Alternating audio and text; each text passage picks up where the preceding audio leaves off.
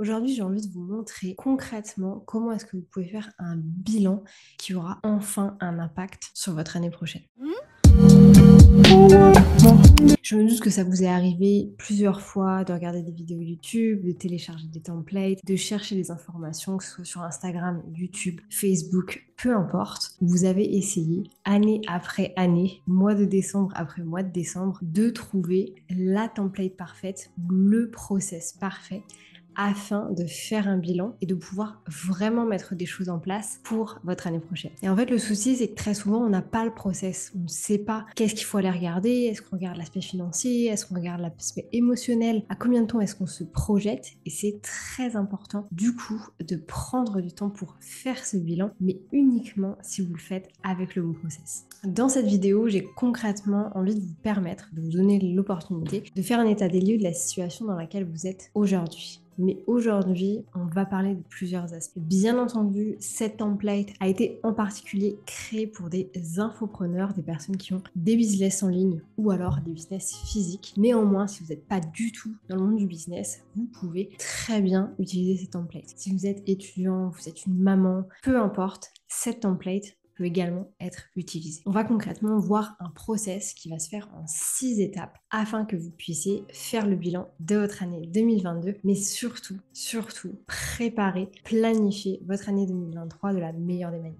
Vous pouvez dès à présent télécharger la template directement dans ma barre d'infos. Vous avez un lien qui s'appelle toutes mes templates. La template rétrospective 2022, planification 2023 est déjà available. Et restez bien jusqu'à la fin de la vidéo parce que je vous prépare une petite surprise. Donc la première étape pour faire une bonne rétrospective, c'est tout simplement de faire l'exercice des 5 choses sur 5 ans. Concrètement, j'en ai déjà parlé dans cette vidéo où je vous parlais du vision board. C'est un exercice plutôt simple, mais qui finalement demande pas mal de concentration, de vraiment se poser pour faire de l'introspection. Cet exercice va vous permettre de mettre d'un côté 5 choses que vous vouliez il y a 5 ans, aujourd'hui vous avez, mais également de réfléchir à 5 choses que vous n'avez pas aujourd'hui, mais que vous aimeriez avoir dans 5 ans. Bien entendu, quand je parle de choses, je parle pas forcément de quelque chose de matériel. Ça peut très bien être des personnes autour de vous, des voyages, peu importe. Un exercice que personnellement je trouve très intéressant. Je l'avais fait également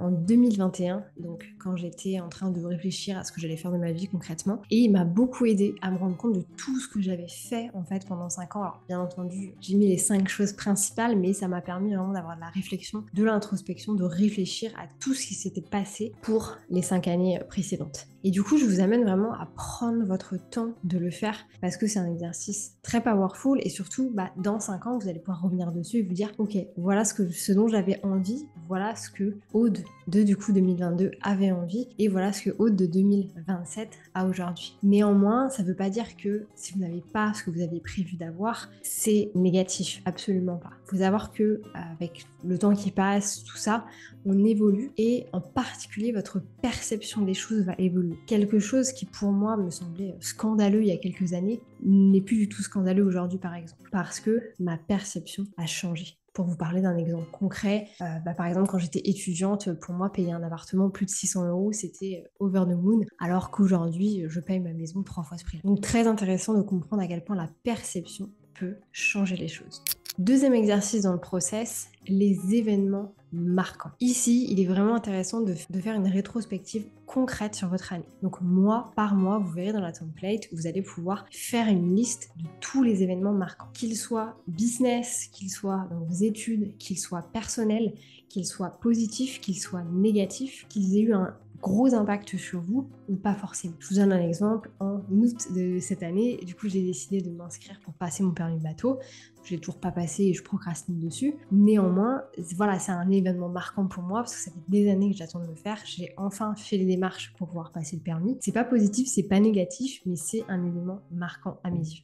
Ensuite, le troisième exercice, ça va être concrètement de faire un audit de votre life balance. Donc c'est très intéressant de regarder si vous avez fait de l'argent, si vous avez bien réussi votre vie, si vous avez pas mal de victoires, moins d'échecs, etc. Mais dans le fond des choses, ce qui compte vraiment, c'est de comprendre votre life balance. Donc ici, je vous donne accès en fait dans la template à un petit tableau auquel vous pouvez donner des notes aux gros éléments du life audit. Donc ça va de 1 étoile jusqu'à 5 étoiles. Et bien entendu, à l'intérieur de la template, vous avez la possibilité également de mettre en place en fait un petit plan d'action. Donc par exemple, si vous savez que vous avez envie de changer quelque chose d'extrêmement fort par rapport à vos relations avec vos amis ou votre famille, bah, vous pouvez vous challenger, vous mettre un petit plan d'action, passer plus de temps avec mes parents, prendre du temps pour aller au resto avec mes copines, etc. Donc les 8 gros éléments de la life balance, j'ai vraiment repris les classiques de la life balance. On va avoir dans un premier temps le développement personnel. Donc là, c'est tout ce qui va être autour de vous, comment est-ce que vous avez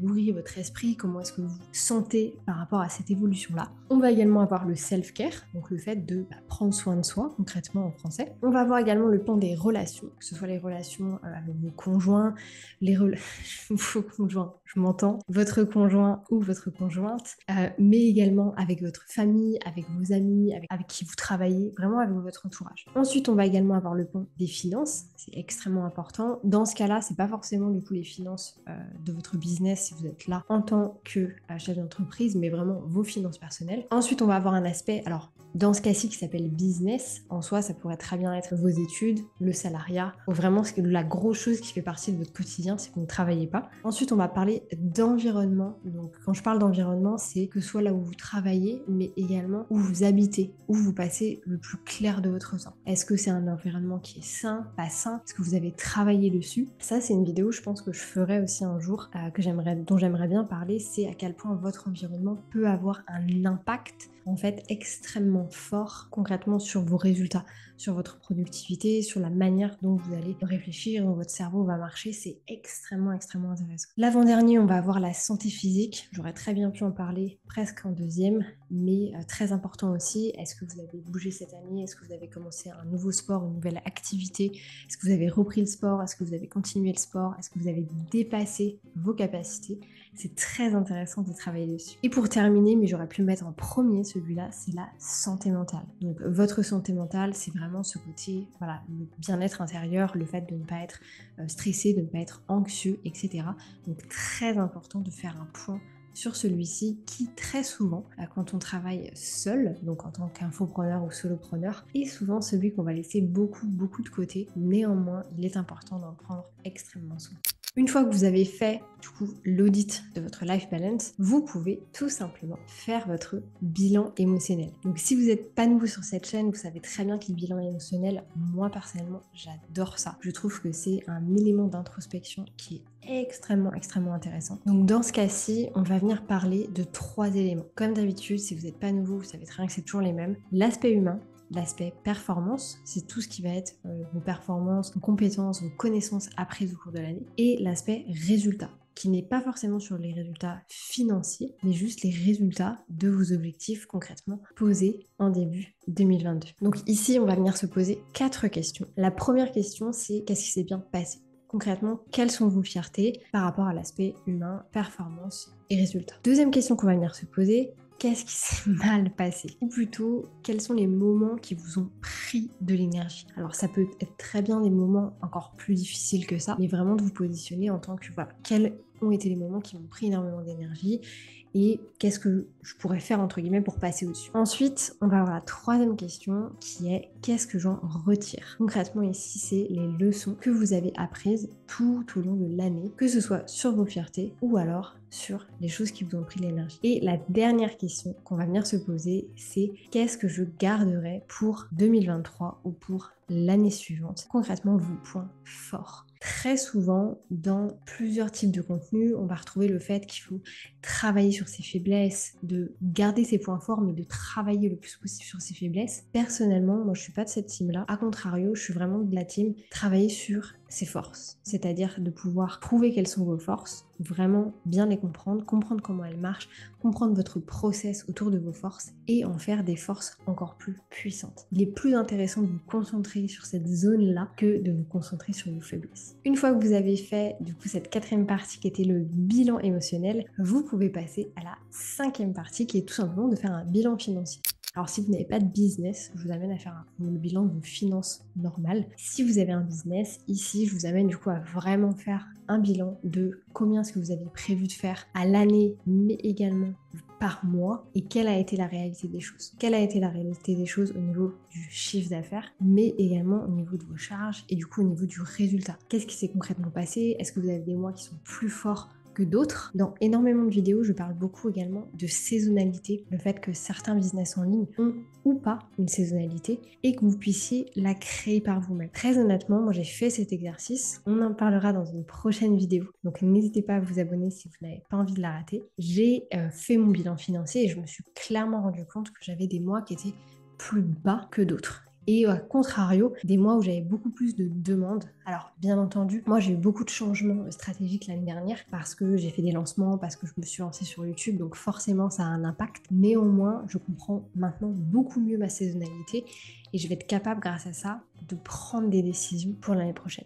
Et du coup, la 6e étape, une fois que vous avez fait votre bilan financier, je vous amène à noter les 5-6 choses que vous aimeriez vraiment garder pour 2023 ou pour l'année prochaine. Et là, je vous amène vraiment à avoir de la réflexion sur quels sont les piliers essentiels de votre vie aujourd'hui. Si c'est passer votre temps à faire du yoga et lire, il n'y a absolument aucun souci. Moi, personnellement, dans les choses que j'ai mis pour 2023, j'ai bien mis que je voulais garder mes routines, le fait que je lise tous les matins et que je fasse mon sport 4 jours sur 7 tous les matins. Donc, c'est essentiel que vous compreniez bien qu'ici, c'est pas juste, voilà, je veux garder telle personne dans ma vie, ou je veux garder telle et telle chose, mais vraiment les piliers qui aujourd'hui font que votre vie est devenue plus agréable en 2022. Donc n'hésitez pas à télécharger la template, comme ça vous pouvez le faire directement sur la template comme vous avez pu le voir dans cette vidéo. Ça va vous permettre vraiment d'établir absolument tout.